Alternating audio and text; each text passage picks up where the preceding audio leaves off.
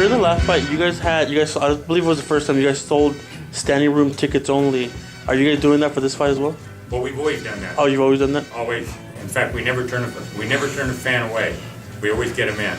We always say we've got ringside, general, and standing room only, and hanging from the rafters. And that's where we put them in. No, there was, I don't know if it was the popularity of Thompson Boxing. You guys almost had the fire marshal shut you down the last time because there were so many people at your show. What do you think about that? I think it's great that the fans step up to watch some of the greatest fighters in the world, and that's what they've recognized. At our shows, they have champions, potential champions, and there's no other show in the country today that you can walk in and see 3 or 4 potential world champions coming up. Now, as a promoter, how happy are you that you have the fan base, putting a show together and knowing that it's going to get sold out with the fighters that you put in there? Fantastic. It's the greatest feeling you can have. It's taken us 12 years to get there, and we're still growing. And the fan base that we have look forward to these fights. So it's not like we cut back. In fact, we increased. We just added another show for May, which we normally have dark because of our golf tournament. But we just threw a new show in there, so May 11th.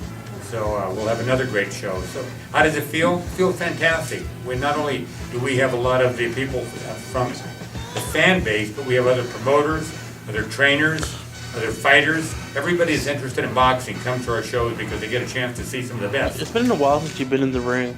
Think about, I believe, last July. You've had a long string of injuries coming into a lot of fights that you had to pull out of. How does it feel knowing that you're 100% ready for this fight?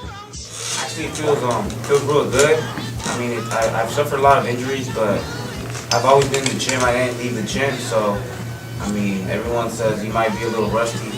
I doubt it. I mean, we've been working really hard at the gym. We've been taking care of ourselves.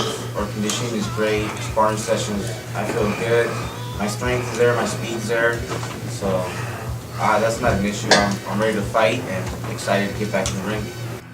And at any point in this training camp leading up to this fight, have you ever stopped when you're doing a certain exercise and thought, I don't want to go too far because I might get hurt? Or does that mentality ever enter your mind, or do you always go, you know what, I can't think about something like that? You know what, when you say that, just maybe look around, make sure there's nothing wet so I can't slip on. And that's basically it, I mean, I had suffered a lot of injuries with my hands. My hands feel good. I haven't suffered no injuries. Just when I slipped, that was it. There was a pull of wire. I didn't think I was going to slip, and things happen for a reason, and now I'm back.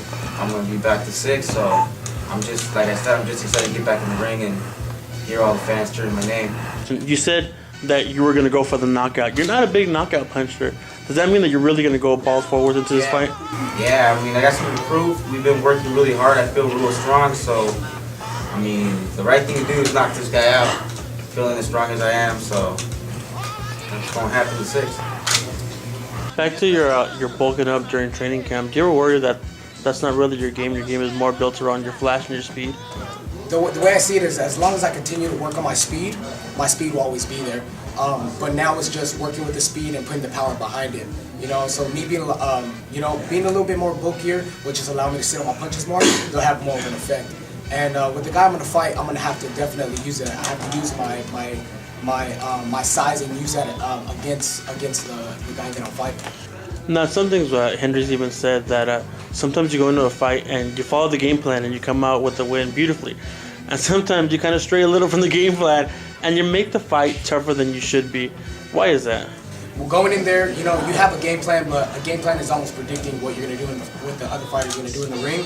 Sometimes that's not what it is. Sometimes you have to change and you have to adapt to what's going on in the ring. And that's just kind of what I try to do in the ring, try to adapt and change the game plan a little bit because, what we're doing is not working in the ring. Normally it's not, and there's times it's been a little tougher, but it's just part of boxing. You're going to run into a guy and the fight's going to be tougher than expected. Now, speaking about when you did win your title, you fought Mike Reese, which was probably the toughest opposition you fought to date. Since then, Mike Reese is 0-2 with 1 draw. Do you think you kind of ruined his psyche a little bit in that fight? This game is a mad sport, and if you're not man enough to take a loss, that would definitely ruin where your goals are in the future. A lot of times when you take a loss, some guys take it as motivation and kind of kicks them back into shape, saying that they're not working hard enough, so they step it up. And other guys think that they made it, and then when they get a loss, they figure out, man, maybe this is not what I'm supposed to do. So it all depends, you know. It depends if you're man enough to take a loss or not. You know, the people that are, you know, step it up, come back, and continue to drive and thrive.